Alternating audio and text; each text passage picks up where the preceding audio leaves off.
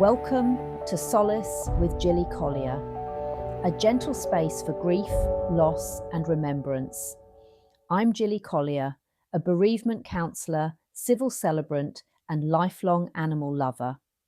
In this series, I'll be sharing quiet reflections and compassionate support for anyone navigating bereavement, pet loss, anticipatory grief, or the ache of missing someone deeply loved.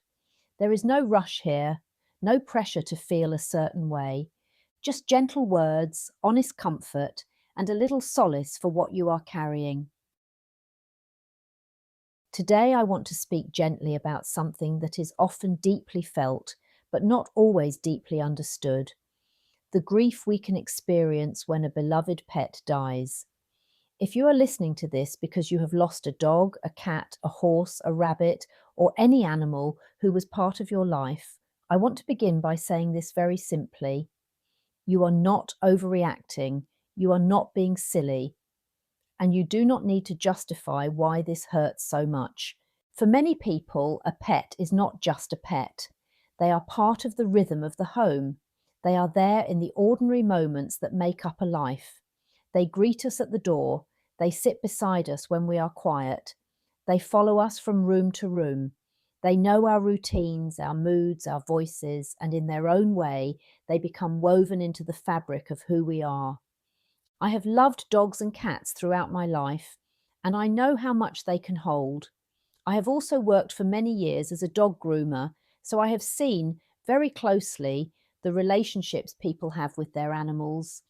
I have seen the elderly dog who is treated with such tenderness because they have walked beside someone through years of change. I have seen the nervous rescue dog become a companion, a shadow, a comfort. I have seen people speak about their animals with the same warmth, worry, and devotion they would offer to any family member. And as a civil celebrant, I have also had the privilege of helping people mark loss, love, and remembrance. That experience has taught me something very important. Grief follows love. Where there has been deep attachment, there can be deep pain. It does not matter whether that love was for a person or an animal. Love is love, and loss is loss. One of the difficult things about pet bereavement is that other people may not always understand it. Sometimes the comments are meant kindly, but they can still hurt. Someone might say, "You can get another one," or "At least they had a good life," or "It was only a dog," or "It was only a cat." But to the person grieving, those words can feel as though the relationship has been dismissed.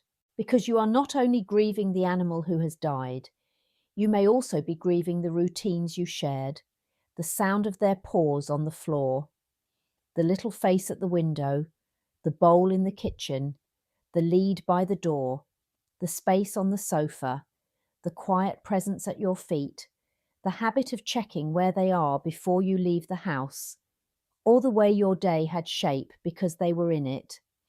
And when they are gone, the absence can be everywhere. It can be there first thing in the morning when no one is waiting to be fed. It can be there when you come home and the house feels too still. It can be there when you open a cupboard and see their food, their brush, their medication, their toys. These are small things, but they are not small losses. They are reminders of a bond that lived in the everyday. You may also feel surprised by the strength of your grief.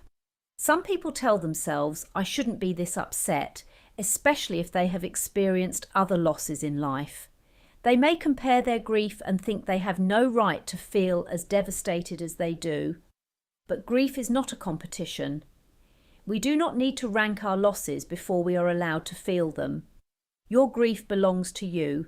It is shaped by your relationship, your history, your circumstances, and what your pet meant in your life. For some people, an animal may have been their main source of companionship. For others, they may have been there through illness, loneliness, family change, bereavement, anxiety, or recovery. Some animals are witnesses to our lives in ways that are hard to explain to anyone else. They are there when we are not performing, when we are not trying to be brave, when we are tired, tearful, unwell, or simply ourselves.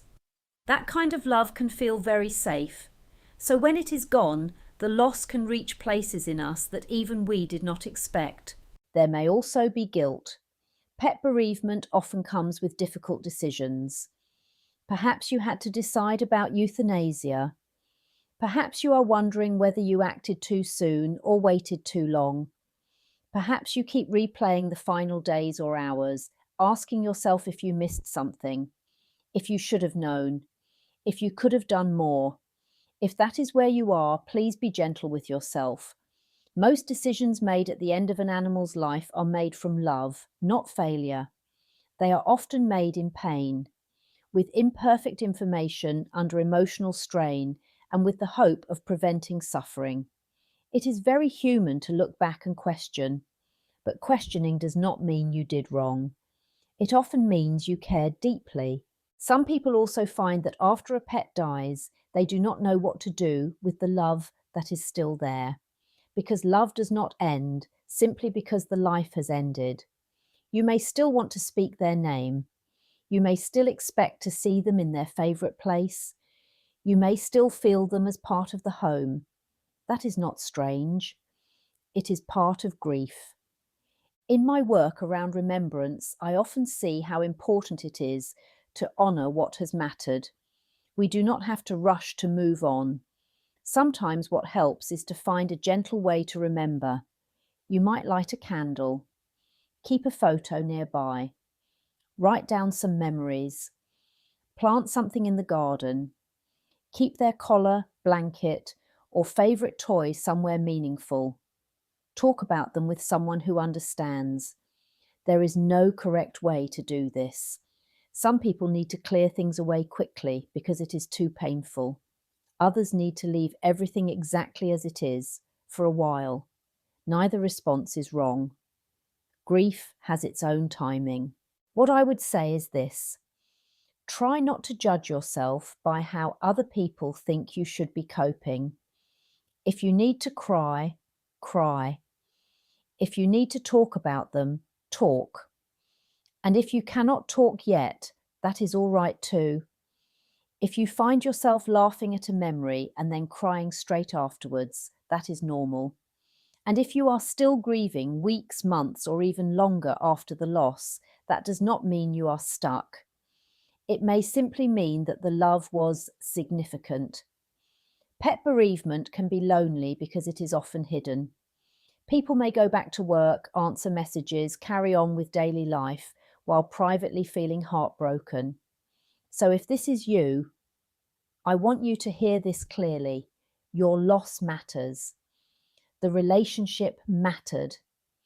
The grief you feel is a reflection of the place they held in your life. You do not have to explain that to everyone, but I really hope you can allow yourself to know it. A pet can be family, your companion, a source of comfort, a little soul who changed the atmosphere of a home. And when they die, it is natural to feel their absence deeply. So today, perhaps all you need to do is be kind to yourself. Take the day slowly. Let the grief come in waves if it needs to. Say their name. Remember the love. And when others do not quite understand, please know that many of us do, because love is love, and loss is loss. Thank you for listening.